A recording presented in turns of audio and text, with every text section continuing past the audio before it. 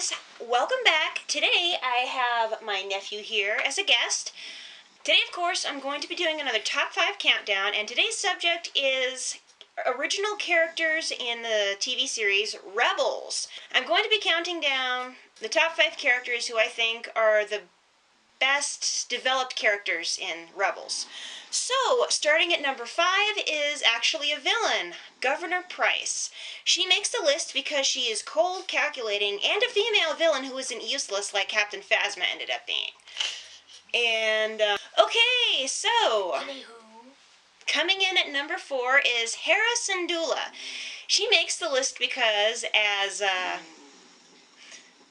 she's basically the conscience and the disciplinarian of the little family of the Ghost crew.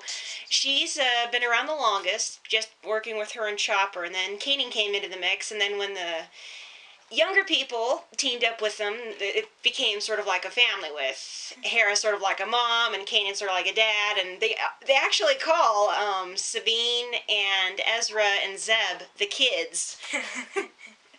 It's a really neat dynamic, and Hera is awesome because she looks after everyone else before herself. She's an amazing pilot and a good fighter, but she also knows how to balance that toughness with the softness. I mean, she can be very nurturing, a good mentor to the kids, and she's always been very supportive of Kanan and him using his Jedi powers and not just hiding them away, but actually using them the way he was trained to.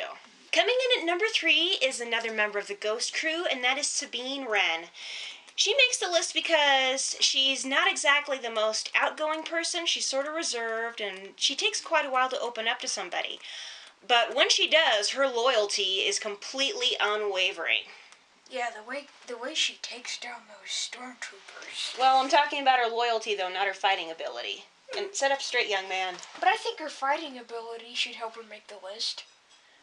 She is a very good fighter, and that's on the list. For a while, she's basically sort of out on her own and uses her artwork as an outlet, but it's not until she connects more with Kanan, he teaches her how to use the Mandalorian Darksaber, that she fully embraces her Mandalorian heritage and learns how to make amends with her biological family, which is really nice to see. Coming in at number 2 is another bad guy. That is Agent Kallus. We first see him in the pilot episode of Rebels, and at first he is the consummate Imperial. He's like flat out bad guy, and we just hate him. And Zeb doesn't get along with him very well either.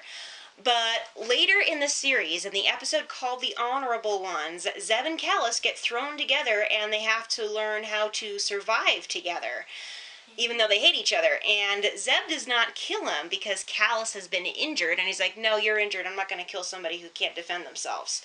So that starts turning the wheels in Kallus's mind, and he also sees a few things that start to change his mind about being an Imperial until finally, I think it's in season 4, he actually defects. Oops, spoiler! Oh. He hasn't seen seasons 3 or 4 yet. Nope. He hasn't even seen the end of season 2. Nope. But yeah, Kallus ends up defecting and joining the rebellion. At the very end of the series, him and Zeb actually become best friends. So yeah, Agent Kallus had to make this list because of the amazing character development that he has in the series. And finally, coming in at number 1, I guess this is no surprise for those of you that know me well, is Kanan Jarrus. He has probably one of the most incredible story arcs I've ever seen. It begins even before the series of Rebels starts. It begins actually during Order 66. He's just a young Padawan under the Jedi Master Depa Billaba, and he ends up escaping Order 66, but she is gunned down, of course. From then on, he hates clones. But he's been living a life on the run, terrified of using his Jedi powers because that basically paints a target on his back, and he thinks he's going to get wiped out. So he ends up getting really jaded, ends up becoming something of an alcoholic working in the mines until he meets up with Hera, learns that, hey, I can make a difference even if I cannot, be openly a Jedi, and I can join some sort of a team and still help people. So that's what he ends up doing, and his story arc, especially when it as regards to Ezra. He sees Ezra at first and he's not very impressed. He's like, this kid's not focused, he's irresponsible. First episode, he just flat out doesn't like him. But as the series goes on, they get closer as master and apprentice, and with the others, it's almost like a familial relationship. Him and Hera are obviously very, very close. And he is almost like a father figure to Sabine and Ezra. And he's just a really, really amazing character to see him develop and overcome obstacles and finally just, dang it, I don't want to spoil anything. But at any rate, he goes from a Jedi on the run, afraid to use his powers, to a fully fledged Jedi Master in charge of a Padawan learner, and he does his job very well. That's why he's my number 2 favorite Jedi of all time. So there you go, guys. That has been the Clumsy Jedi's top 5 favorite original characters in Rebels. If you like this video and you want to see more G-rated Star Wars content, go ahead and click that little subscription button down below. Question of the day: who is your absolute favorite character in Rebels? Go ahead and post a comment below. Who's your favorite? Ezra. Why? Because he has a combination lightsaber and blaster. He's got the cool toys. And he's funny. Yeah, he's got a pretty funny sense of humor.